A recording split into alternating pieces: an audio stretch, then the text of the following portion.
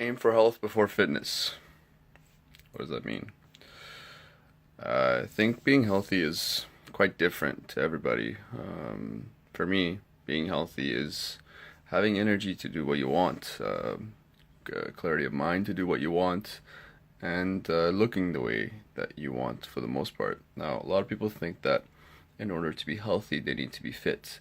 But I don't necessarily agree with that because someone who is healthy is, by my definition, fit. Granted, they probably can't run a marathon or do 100 push ups in one go, but if you take them to a gym and you kick their butt for an hour, hour and a half, the only real side effect they're going to have is muscle soreness, lactic acid buildup, and some good muscular growth and strength gain afterwards.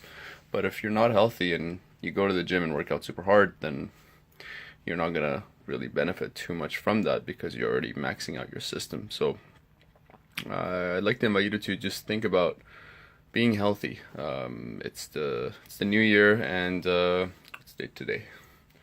We got the 15th of January, so 2 weeks into the new year. And everybody knows that the most common New Year's resolution is to go to the gym and get fit because we've all been pigs during the holidays. It's fine, it's normal, it happens. However, most people that do that, they never get lasting results because their approach is completely wrong. They set the bar too high and they just don't succeed and they feel like shit.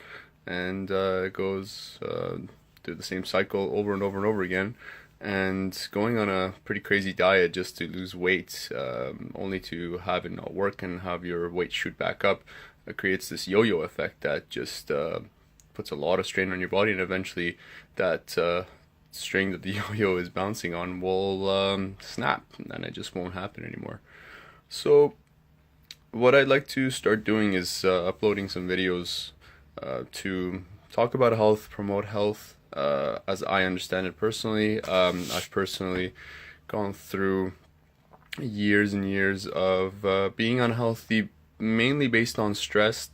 Yeah, everybody's stressed these days, and everything is somewhat stressful. I mean, somebody cuts you off in traffic, it's you're stressed, but then what you do after that initial stressor comes on is what's important. So you need to have a stress management tool in order to be able to recover from it.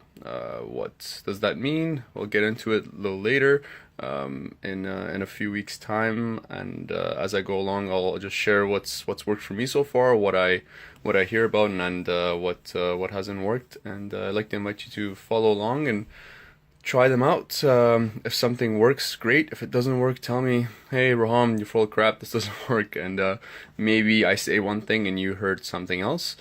Or maybe I didn't have it right. I don't have all the answers, but I do like to share what I believe to be true for me, and find something that works. The first thing that I want to start with is sleep. So I'll upload a few videos explaining how to get a good night's sleep. It's actually pretty complex.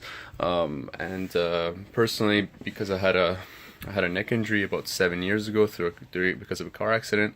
My body learned how not to sleep well through an 8-hour cycle. So if you can imagine, every human being learns things through what's called classical conditioning. You keep doing the same thing and you get a certain response, and then the same thing that happens, your body gets used to it. It's much like exercise, and how your body gets used to that.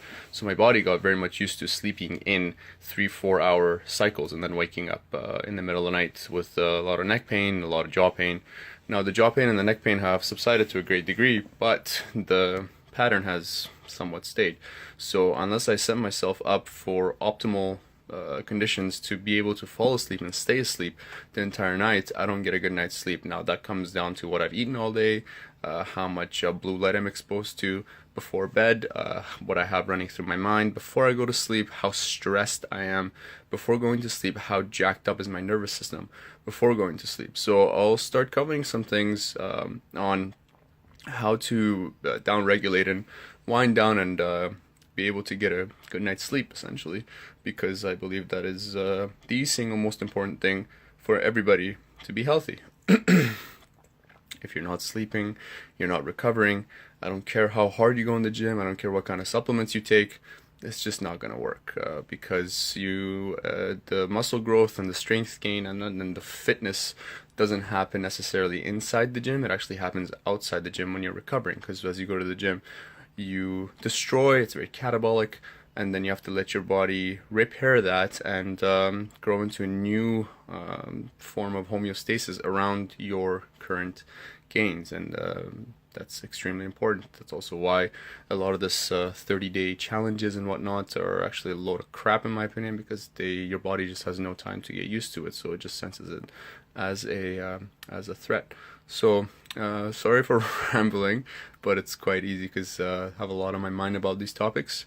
But yeah, I'm looking forward to sharing what I've found with you, and anything new that I find. And I'm always experimenting with different things. If something works for me, I'll share it. And even if it doesn't work for me and it's a fad, I'll also share it just so that you can model and get further in your day-to-day activities. Because I'm a trainer and a lifestyle coach, but not everybody does that, and they don't have the time to experiment with it. So stay tuned, and hope to see you soon. Bye.